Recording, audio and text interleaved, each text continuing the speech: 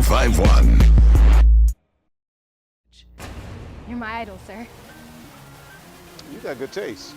The event, we are the event. I'ma go stronger, I'ma go harder, I'ma go. My point is simple. I don't answer to you. And I never will. Don't hand me that card. I gave you that card. Raul? You have a problem. Just slow down on these goddamn winding roads.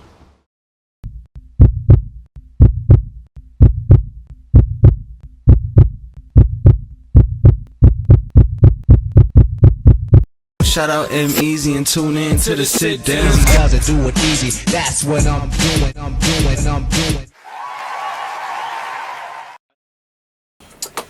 Ladies and gentlemen, boys and girls, it's your main man, EmEz. This is the sit down, and across from me this afternoon is actor, playwright, and director from Lackawanna, New York, Mr. Ruben Santiago-Hudson. How's everything, sir? Everything is great, man. I'm in here with you. I appreciate you for coming by. I know you got a busy schedule, so I won't keep you too long.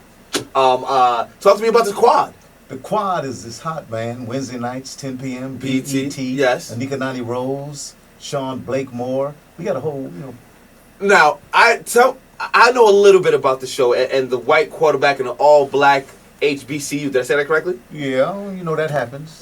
Has it happened before? It happened many times. Really? Yes, sir. I spoke to Jake, and he was telling me about how it was unprecedented for a white quarterback to save a black school and things of that nature. To save a black school, that's one thing. But a lot of white quarterbacks, a lot of white athletes play at black schools. A lot of them can't get in Division I's or for some reason or another, and they find a niche for themselves in a black school. And we just want to win. We would like to win with us, but we got to bring somebody else in. Let's win. Absolutely. So give me some of your thoughts on the show as a whole. I think it's a dynamite show. It's a compelling nighttime drama. It's based on a historical black college campus, but it deals with human issues. It ain't college kids issues. We have the virility of the college kids, the craziness of the college kids, everybody partying, hanging out, and studying. So we have that atmosphere, but we also have the president of the university battling with me. I'm the marching band director. She's trying to reel me in, and I've been making $4 or $5 million for the university. I don't want to hear what she got to say. Absolutely. So that's conflict. So it goes on and on. She's trying to reel her daughter in. She got a marriage breaking up. Me, I'm suffering from cancer. My wife is gone. It's just a battle, just constant drama. But I have a 110-piece marching band. So we show those scenes. I'm outside conducting. See, I know that's very big. I don't want to say down south. I guess in the HBCUs, that's a very big thing. Marching bands and things of that nature. And I'm glad that they're showing that part of it as well. Yeah, we get out, but what's beautiful is we get out and we shoot these exteriors. And I have 50, 60, 70, 80, 100 kids. And I'm conducting them.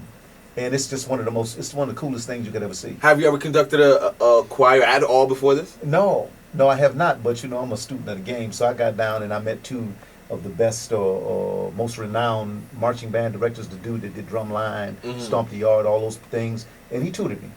And so I just watched him, and after a while he kept talking. I said, "No, sit down." I just walked in the middle of the crowd. I said, "Everybody, attention! Watch me."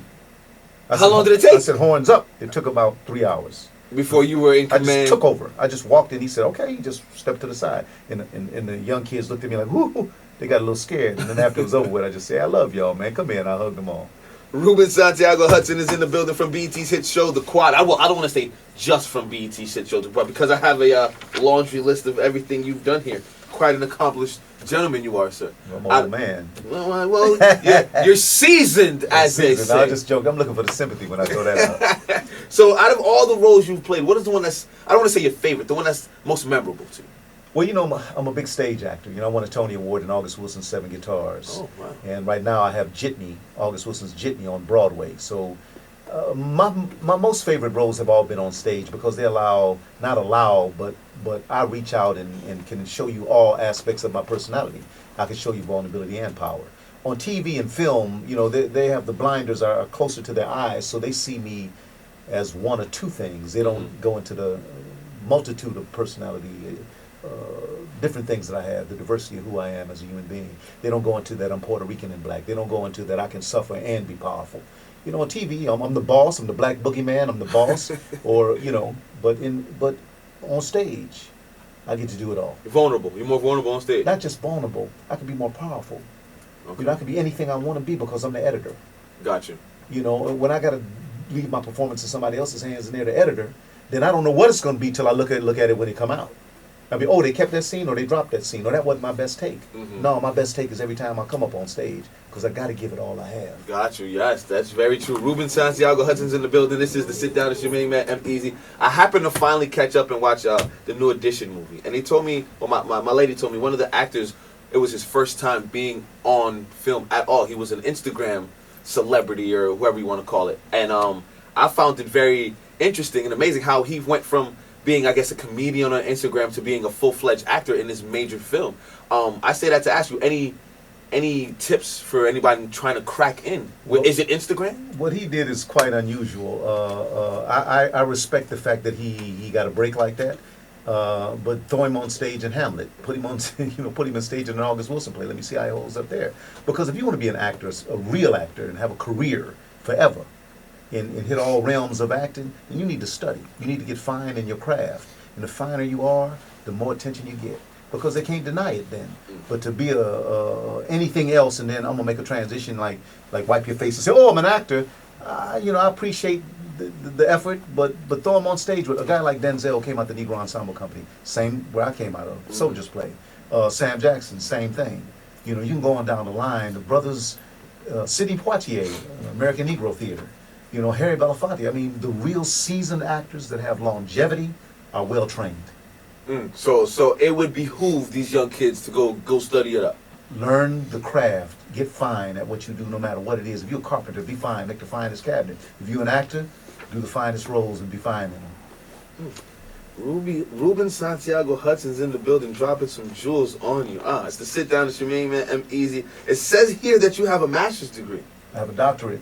Where'd you graduate from? A bachelor's. My bachelor's from Binghamton University, upstate here. My master's was in Detroit at Wayne State University.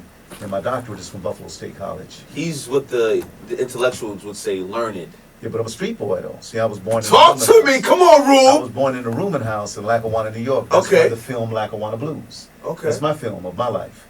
So I was born in the Ruben house, and that's where I grew up.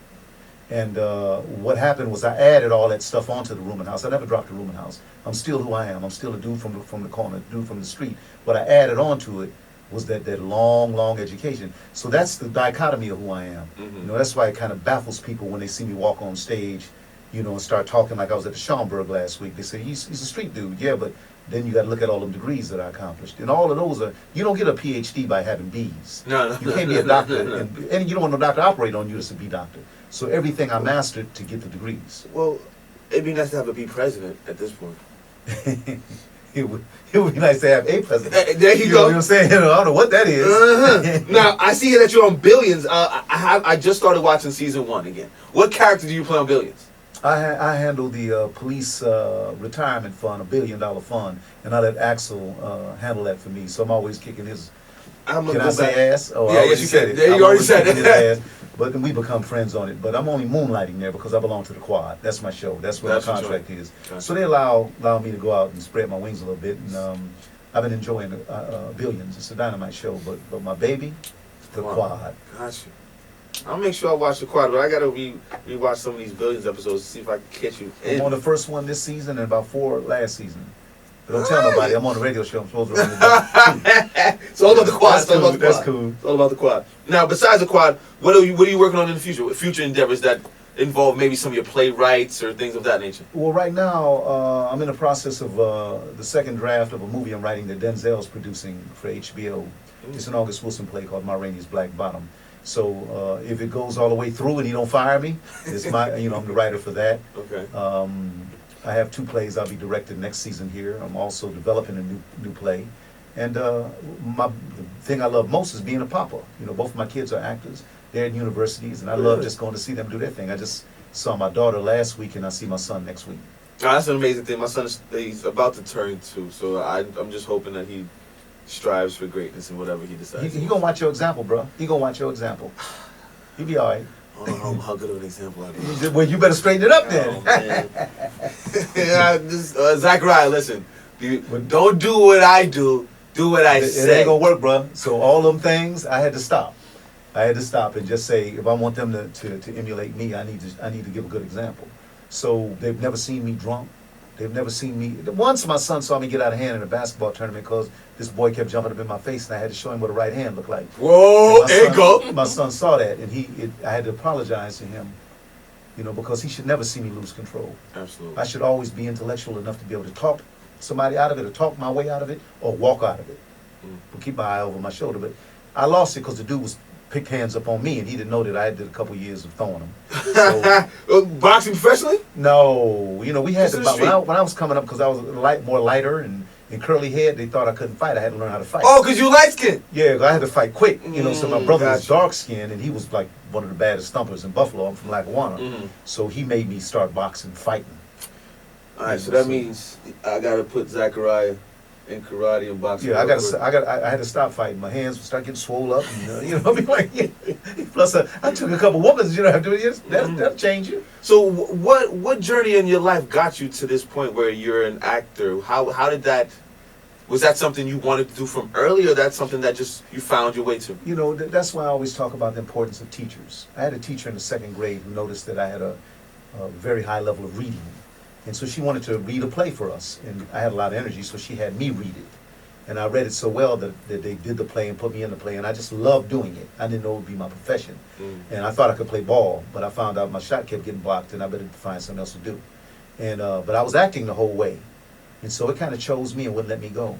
And I decided if I was going to do it, just like I said, be fine at it. Let me learn all the techniques, everything I could find out about this game, and now I teach it. I have an art center. That's something I don't know if it's on the list, but I have an art center that I built in Lackawanna, New York, my hometown. It's called the Ruben Santiago-Hudson Fine Arts Learning Center. Because kids were starting to thump in the streets, but they wasn't thumping with hands, they was thumping with guns. And I wanted to give them a place to go, to know whatever you need to work out, come in this safe space. I don't care how belligerent you are, how mad you are, how happy you are, how silly you are, you safe here. So we built this space. I'm in my 3rd year now, and I just brought 35 kids from there to see the show I have on Broadway, Jitney. Nice. To put them on the bus. I said, I can't put y'all up all night, but get on that bus, y'all. I'll get y'all back home. Absolutely. And they drove 7 hours. Doing it for the community. Ruben Santiago-Hudson. Thank you for coming by, man. I appreciate you, man. I appreciate having the time, and I love to see young folks doing their thing, I'm just trying to lead the way, man. Ain't no trying. You hitting it, bro. Appreciate it. Thank you for coming by. Any last words you want to tell the audience? Come see Jitney on Broadway, August Wilson's Jitney, and also tune into the Quad. We got something for everybody there, and I look forward to seeing you there. Ruben's a busy guy. Make sure you're watching the Quad, Billions, and we go see the play on Jitney.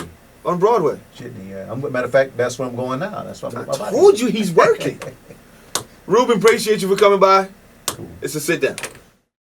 Shout out EmEz and tune in to the sit down. Boy, you should have known by now. Easy does, easy does, easy does. Power 1051.